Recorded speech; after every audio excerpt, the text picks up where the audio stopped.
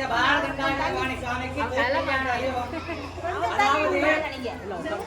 ஒரு மனுஷாவுக்கு கல்யாணம் பண்றோம் அப்படின்னா 16 பொருத்தமும் சிறப்பாக இருந்தால் கல்யாணம் பண்ணலாம் அப்படின்னு மனுஷாவுக்கு ஐதீகம். சுவாமிக்கு எத்தனை பொருத்தம் வேணும்னா 1,00,000 பொருத்தம் வேணும்.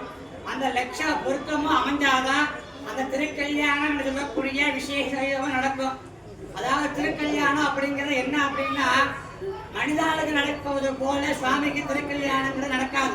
சுவாமிக்கு விசேஷமாக 33 கோடி தேவாதி தேவர்கள் ஆசீர்வாதம் செய்யப்பட்டு அந்த அக்னி சுரூபமாக அந்த கலசத்தில் கூடிய தெய்வங்கள் சுரூபமாக 33 கோடி தேவாதி தேவர்களும் ஆசீர்வாதம் செய்து இங்க இருக்கக்கூடிய சுமங்கலி பெண்கள் அனைவருக்கும் திருமண பாக்கியமும் கல்யாண பாக்கியமும் மாங்கல்ய பாக்கியமும் நீடூடி நிலைத்து இருக்க வேண்டும் அப்படிங்கிறதுக்காக மட்டும்தான் தெய்வங்களுக்கு திருக்கல்யாணம் செய்வது. அதன் போலவே மதுரையில மீனாட்சி சுந்தரேஸ்வரர் சமேத மீனாட்சி சுவாமிக்கு திருக்கல்யாணம் நடக்கும். எங்கெங்க சுவாமி அங்க திருமண கோலத்தோடு இருக்கிறார்களோ எல்லா பக்கமும் திருக்கல்யாணம் சொல்லக்கூடிய தெய்வம் நடக்கும். அதே போல அரசு வேம்பு எங்க இருக்குதோ அதுக்கும் திருக்கல்யாணங்கள் நடக்கும்.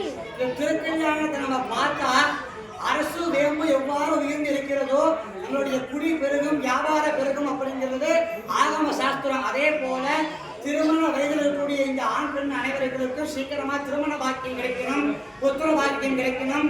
மாங்கல்யம் அணிந்த அனைத்து பெண்களும் தீர்க்க சுமங்கலியோடு ஆயுஷ் ஆரோக்கியத்தோடு இருக்க வேண்டும் அப்படிங்கிற நடத்திற்காக மட்டும்தான் சூரியசம்ஹாரம் முடிந்து ஒரு நாள் திருக்கல்யாணம் நடக்குது. சரிங்களா? அதனால எல்லோரும் வல்லிதேவ சேன சமேத பாலதண்டாயுதபாணி சுவாமியை 2 நிமிட கைகளை கூடி கண்களை தூப்பி நல்லா பிரார்த்தனை பண்ணீங்க.